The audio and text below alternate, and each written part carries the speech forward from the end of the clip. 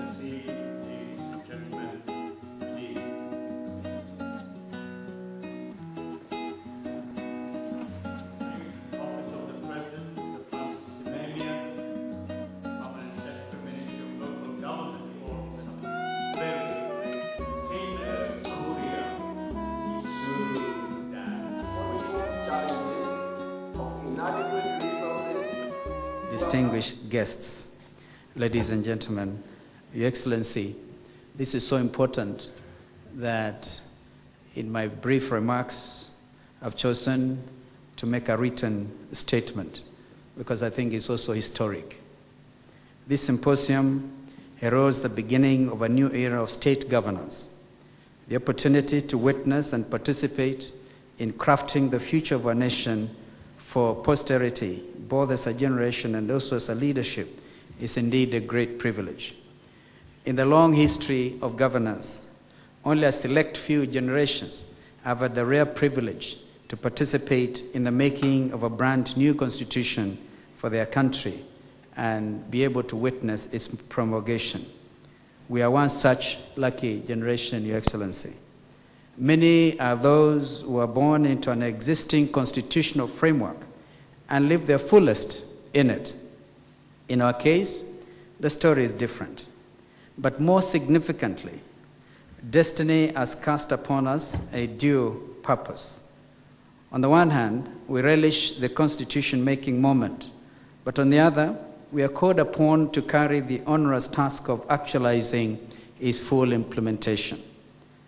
That is why, Your Excellency, ladies and gentlemen, we are here today and for the next 2 days to discuss the actualization of a key plank in our Constitution implementation matrix, one that manifests the yearning by Kenyans at the grassroots to have a deeper say in the management of their affairs.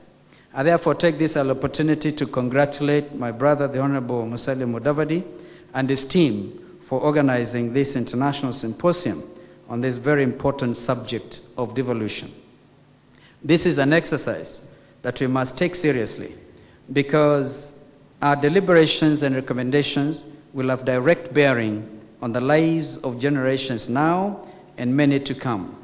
It is my hope that after this meeting, we shall quickly move to the drafting phase for the bills identified as critical. I therefore appeal to all the participants to make this forum a milestone in the devolution process in Kenya. And I must also thank Mutaha Kangwe and the team. Clearly, they must have burned the midnight oil, and I think that the program of legislation that they have highlighted is very clear. It is heavy, but we have to fully implement those wonderful thoughts. Your Excellency, ladies and gentlemen, our first attempt as a free nation to govern ourselves in a decentralized system was immediately after independence. The motivation to carve out regions for such a model of state governance back then was divisive and certainly potentially injurious to the much-needed unity crucial in those nascent days of babysitting the Kenyan nation. Our national soul and dignity have been completely weakened by years of colonial misrule as opposed to the state of affairs we are currently living in. Mr. President, you may recall that you are part of the team behind the formulation of our first post-independence policy primer, the session of paper number 10 on African socialism and its application to development. This enduring document, in every way, a magnum opus of Kenya's development agenda, has been the basis upon which latter-day policy ideals have been assembled, including our Vision 2030. As we deliberate on the business themed for this symposium, I wish to urge that we pay special attention to the foundations which ensure that Kenyans continue to act and think nationally.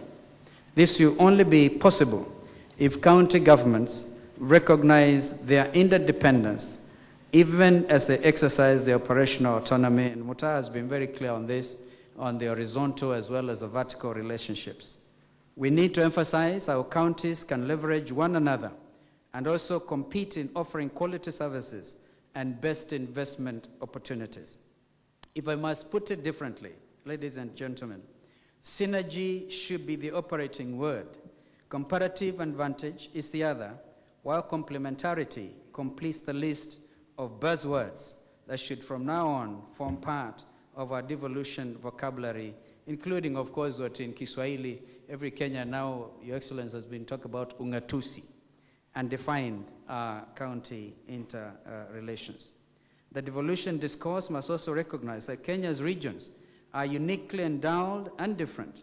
They have different priorities, different strengths, and different aspirations. Our job is to establish a settlement that enables local people to express those differences, should they wish to do so, to seek, where it makes sense, their own solutions. Devolution must strengthen those shared values, not weaken them. Devolved governments, Your Excellency, must be set up in a way that allows Kenyans to seek solutions to challenges facing them at several levels, at local, regional, and national.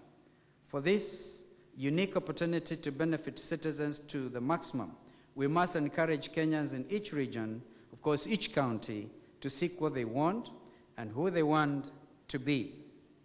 That is when they will probe such key areas as development as finance, human capital, legislation, and productivity, and ultimately transform counties into choice units for wealth creation. And I know how much, Your Excellency, you value this whole matter of creating wealth at every level of our nation.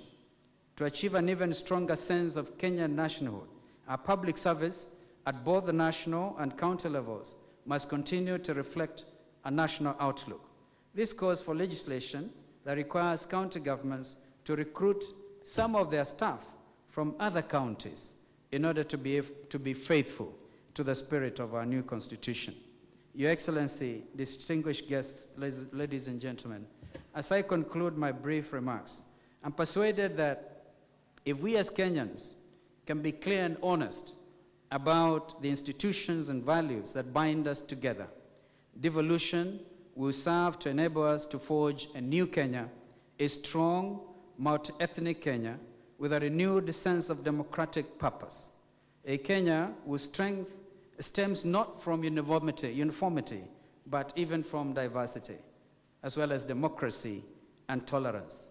I hope this symposium helps us to work our way closer to that goal.